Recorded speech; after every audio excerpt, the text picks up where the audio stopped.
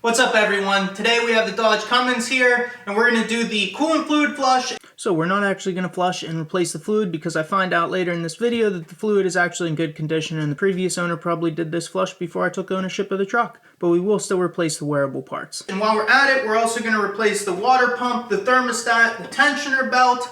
So let's go ahead and jump into it. Here we have the front axle of the truck and right here we have the radiator.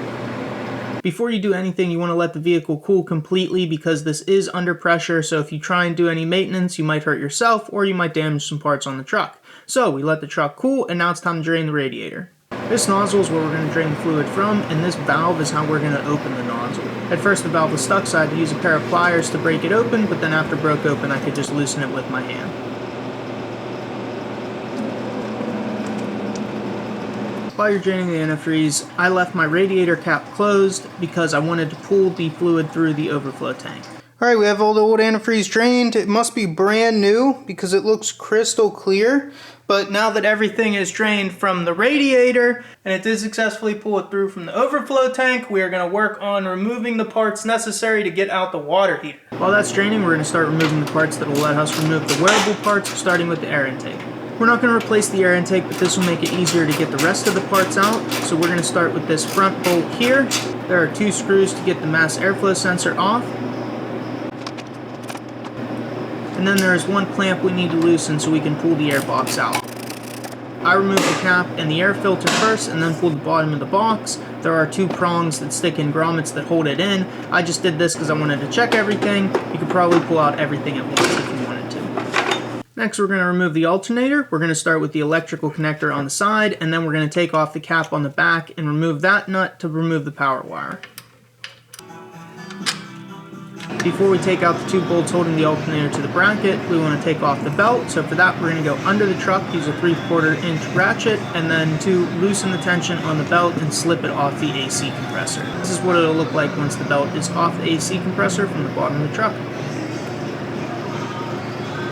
Going back up top, we can now remove the 2 bolts holding the alternator to the bracket. 1 will be on top and 1 will be on bottom. The bolts aren't that hard to get out.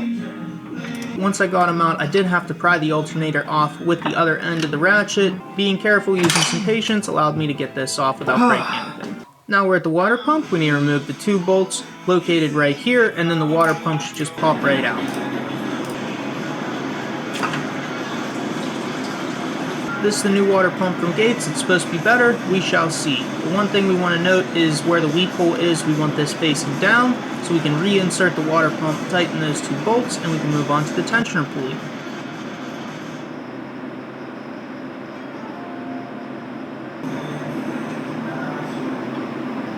The tensioner pulley only has 1 bolt holding it in, so once you take out that bolt, you can go ahead and pop off the tensioner pulley.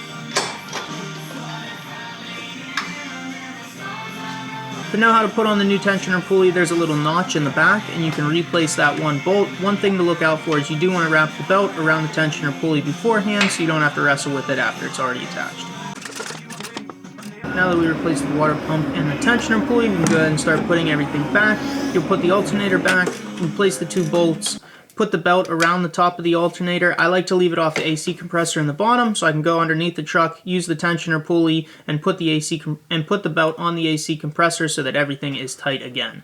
You also use the reverse steps to replace the air box, and now we can move on to the thermostat. Next up is changing the thermostat. Thermostat's super simple. It's located right here under this pipe. You remove 3 bolts, pop out the thermostat, put in the new thermostat, put back on the pipe, replace the 3 bolts. The last step is refilling the antifreeze. We're going to reuse the antifreeze that was in there because it is crystal clear. If you don't, then you want to pay attention to the mixture of antifreeze to water. You're going to check for any leaks, and then you're going to monitor the overflow tank over time to make sure it's at the correct level. Hopefully this video was helpful, and see you for the next one.